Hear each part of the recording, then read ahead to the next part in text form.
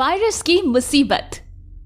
धरती से दूर स्पेस में दो एलियंस बात कर रहे थे।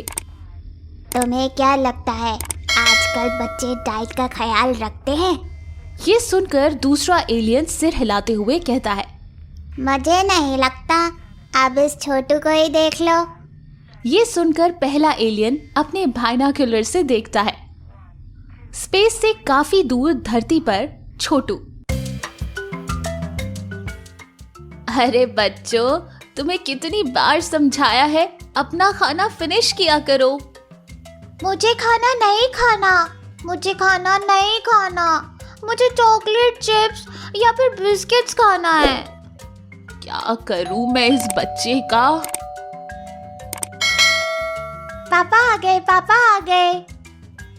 ये लो बेटा, मैं अपने बच्चे के लिए चिप्स लाया हूँ। ये पापा, आप बहुत अच्छे हो। यम, आई लव यू पापा।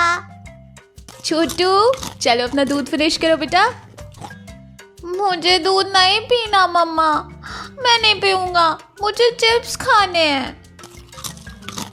ये बोलते हुए छोटू ने चिप्स का पैकेट फिनिश कर दिया। बॉस, लगता है ये बच्चा अपने मॉम डैड की बात नहीं मानता। जरूर हमको उसे वायरस देना होगा। हाँ, ये वही वायरस है जो पेट में जोर से दर्द करेगा और इसको पता चलेगा कि दूध और खाना ना खाने से क्या सजा मिलती है। ये कहकर वो अपनी बोतल से एक वायरस निकालता है और उसको देखकर हंसने लगता है। बेटा, स्कूल से आकर हैंड वॉश नहीं किए और खाना शुरू कर दिया। दादी, आप हमेशा मुझे कुछ ना कुछ बोलते रहते हो। मैंने हैंड वॉश किए थे। अब झूठ बोलना भी सीख लिया। झूठ बोलना बुरी बात होती है। रात में जब छोटू अपने बेडरूम में सो रहा था, तब एक यूएफओ छोटू के विंडो में आता है और एक छोटी सी रोशनी वहां रखे हुए चिप्स के पैकेट में चली जाती है। हमेशा की तरह छोटू बिना हैंड वॉश किए अपने चिप्स के पैकेट को खोलता है और ब्रेकफास्ट की जगह वो उस चिप्स के पैकेट को ही फिनिश करता है। लेकिन थोड़ी देर बाद वो जोर जोर से रोना शुरू कर देता है। घर के सभी लोग परेशान हो जाते हैं और पापा डॉक्टर को फोन करते हैं। थोड़ी देर बाद जब डॉक्टर वहां पर आते हैं तो उनके पूछने पर घर वाले बताते हैं कि छोटू ना दूध पीता है और ना ही खाना ठीक से खाता है। डॉक्टर छोटू के पास जाते हैं और छोटू को एक इंजेक्शन दिखाकर बोलते हैं, बेटा, अगर हैंड वॉश किए बिना कुछ भी खाया या फिर दूध या खाना छोड़कर चिप्स या चॉकलेट खाई तो ऐसे इंजेक्शंस और भी लगेंगे। छोटू डर जाता है और जैसे ही डॉक्टर उसको इंजेक्शन लगाते हैं उसका रोना शुरू हो जाता है। डॉक्टर बोलते हैं, मैं कल फिर आऊंगा, तभी ये प्रॉब्लम ठीक होगी। बस फिर क्या था, छोटू ने रात को हैंड वॉश किए और खाना अच्छे से खाया। अब तो दादी भी खुश थी और मम्मी भी।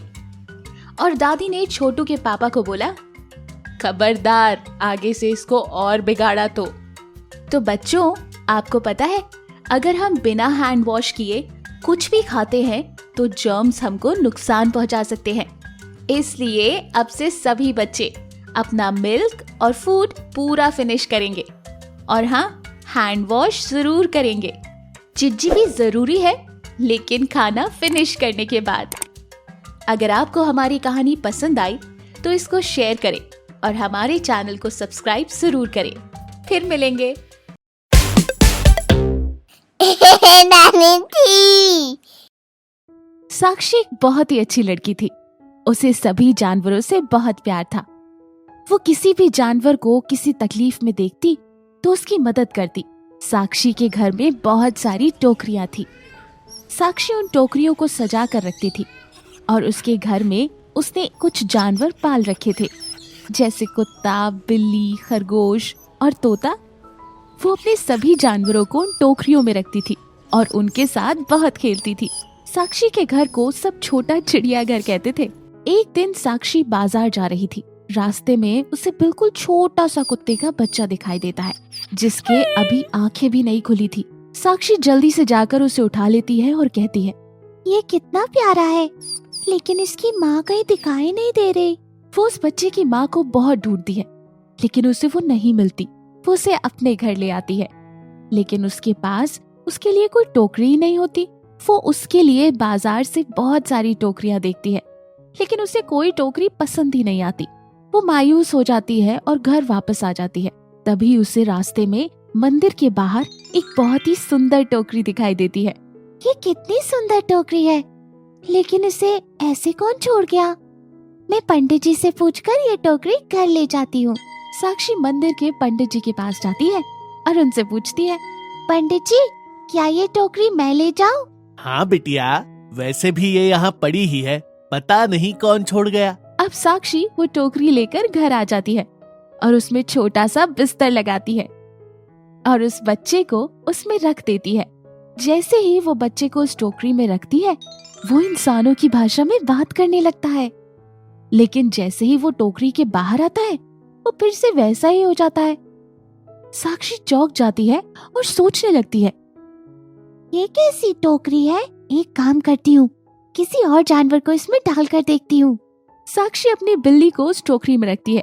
जैसे ही बिल्ली उस टोकरी में जाती है, वो भी इंसानों की भाषा में बात करने लगती है। अब साक्षी समझ जाती है कि ये टोकरी का ही कमाल है और साक्षी उस टोकरी को संभाल कर रख देती है और उस डॉगी के लिए दूसरी टोकरी तैयार कर लेती है। और जब भी साक्षी को किसी जानवर से बात करनी होती है, साक्षी उन्हें उस टोकरी में डाल देती है। साक्षी को बहुत अच्छा लगता है जब जानवर साक्षी को अपने मन की बात बताते हैं। एक दिन साक्षी का पड़ोसी साक्षी को अपनी बिल्ली और बाकी जानवरों से बात करते हुए देख लेता है। क्यों ना मैं इन जानवरों को चुरा कर चिड़ियाघर में बेच दूं? मुझे बहुत सारे पैसे मिलेंगे, क्योंकि बोलने वाले जानवर किसी ने देखे ही नहीं होंगे। अब पड़ोसी साक्षी के जानवरों को चुराने का प्लान बनाता है और गलती से उस दिन साक्षी उस जादुई टोकरी को जानवरों के पास ही भूल जाती है। अब रात को पड़ोसी चुपके से जानवरों को चुराने के लिए आता है और जैसे ही वो जानवरों को चुराने के लिए सबसे पहले बिल्ली को हाथ लगाता है, वो बिल्ली बन जाता है और उसको देखकर सारे जानवर आवाज करने लगते हैं। साक्षी भागकर वहाँ आ जाती है। क्या हुआ? तुम सब इतनी जोर से क्यों चिल्ला रहे हो? इतने में उसकी नजर दूसरी बिल्ली पर पड़ती है और साक्षी सोचती है कि ये कहाँ से आए। वो उस बिल्ली को टोकरी में बैठाती है और उससे पूछती है कि वो कौन है। मैं तुम्हारा पड़ोसी हूँ। मैं तुम्हारे जानवरों की चोरी करने आया था, लेकिन पता नहीं कैसे मैं बिल्ली बन गया। म्याऊ। इतने में टोकरी में से आवाज आती है, ये सब मैंने किया है। साक्षी उस बिल्ली को उस टोकरी में से निकालती है और टोकरी अंदर लेकर जाती है और कहती है कि वो उस बिल्ली को फिर से इंसान बना दे। टोकरी साक्षी की बात मान जाती है और बिल्ली को वापस से इंसान बना देती है। पड़ोसी साक्षी से माफी मांगता है और कहता है, मुझे माफ कर दो। अब मैं कभी ऐसा नहीं सोचूंगा और ये बात किसी को नहीं बताऊंगा। साक्षी उसे जाने देती है और उस टोकरी को सुरक्षित रख देती है। मुनिया अभी सिर्फ 10 साल की ही थी और उसके माता पिता गुजर गए थे। मुनिया अपनी दादी के साथ रहती थी। जब भी मुनिया दादी को पूछती कि उसके माता पिता कहाँ हैं, तो दादी हमेशा मुनिया को कहती, आसमान में जो तारे दिख रहे हैं उसमें ही तुम्हारे माता पिता हैं। रोज रात को मुनिया तारे देखती और अपने माता पिता को याद करके उनसे बात करती। दादी की उम्र बहुत हो चुकी थी। दादी को लगा कि उनके बाद मुनिया की देखभाल कौन करेगा, तो दादी ने मुनिया के चाचा चाची को बुलाया और उनसे कहा, बेटा, अब मुनिया की जिम्मेदारी तुम्हारे ऊपर है। मैं अब कुछ ही दिनों की मेहमान हूँ। उम्मीद करती हूँ कि तुम मुनिया को अच्छे से रखोगे। हाँ हाँ माँ, हम मुनिया को अच्छे से रखेंगे। और दादी मुनिया को उसके चाचा चाची के साथ भेज देती है। लेकिन घर जाते ही चाची उससे बहुत काम कराती है और कहती है, अगर तूने अपने चाचा को कुछ भी बोला तो कल से तुझे और भी ज्यादा काम करना पड़ेगा। अब मुनिया बहुत ही दुखी थी और अपने माता पिता को बहुत याद करती थी। मुनिया अक्सर रोया करती थी, लेकिन चाची को मुनिया पर बिल्कुल भी दया नहीं आती थी। एक दिन रात को मुनिया बाहर बैठकर सितारों को देख रही होती है। उस दिन आसमान में एक ही सितारा होता है और जब मुनिया उस सितारे को देखती है तो मुनिया को लगता है जैसे उस सितारे से मुनिया की माँ बात कर रही थी। और अचानक वो सितारा जमीन पर आ जाता है और उसकी माँ का रूप ले लेता है। माँ, आप? हाँ बेटा, मैं। आप यहाँ कैसे आई माँ? और पिताजी कहाँ हैं? आप लोग मुझे छोड़कर क्यों चले गए? बेटा, हम कहीं नहीं गए, हम यही हैं तुम्हारे पास। अब मैं आपको कहीं नहीं जाने दूंगी, आप मेरे ही पास रहोगे। नहीं बेटा, मैं तुम्हारे पास नहीं रह सकती, लेकिन मैं तुमको ये सितारा देकर जा रही हूँ। ये तुम्हारी हमेशा रक्षा करेगा। और इतना बोलकर मुनिया की माँ वहाँ से आसमान में सितारा बन जाती है। मुनिया बहुत रोती है और रोते रोते बाहर ही सो जाती है। जब सुबह उसकी नींद खुलती है तो उसके हाथ में सितारा होता है। वो जल्दी से जाकर वो सितारा छुपा कर रख देती है। आज मुनिया का जन्मदिन होता है। चाचा मुनिया को बहुत प्यार करते हैं और मुनिया से पूछते हैं, मुनिया बेटा, तुमको आज क्या चाहिए? आज तुम्हारा जन्मदिन है ना? हाँ चाचा, लेकिन मुझे कुछ नहीं चाहिए। लेकिन चाचा नहीं मानते और मुनिया को बाजार लेकर जाते हैं और उसे नए कपड़े और मिठाइयाँ दिलाते हैं। मुनिया बहुत खुश होती है और उसे बहुत अच्छा लगता है। लेकिन मुनिया की चाची को ये सब बिल्कुल अच्छा नहीं लगता। जब मुनिया घर आती है तो चाची उस पर बहुत चिल्लाती है और उससे बहुत सारा काम करवाती है और मुनिया के नए कपड़े जलाने लगती है। लेकिन जैसे ही वो मुनिया के कपड़े जलाती है, वैसे ही सितारे में से बहुत तेज आग निकलती है और चाची के कपड़े जलने लगते हैं। चाची चिल्लाती है, बचाओ, अरे बचाओ, बचाओ। मुनिया आकर देखती है तो चाची के कपड़ों में आग लगी होती है। मुनिया जल्दी से पानी लाकर उनकी आग को बुझा देती है और चाची की बहुत सेवा करती है। ये सब देखकर चाची को अपनी गलती का एहसास होता है। वो मुनिया से कहती है, मुझे माफ कर दो मुनिया, मैंने तुम्हें बहुत परेशान किया। और मुनिया को अपने गले से लगा लेती है। मुनिया को समझ आता है कि ये सब सितारे ने किया।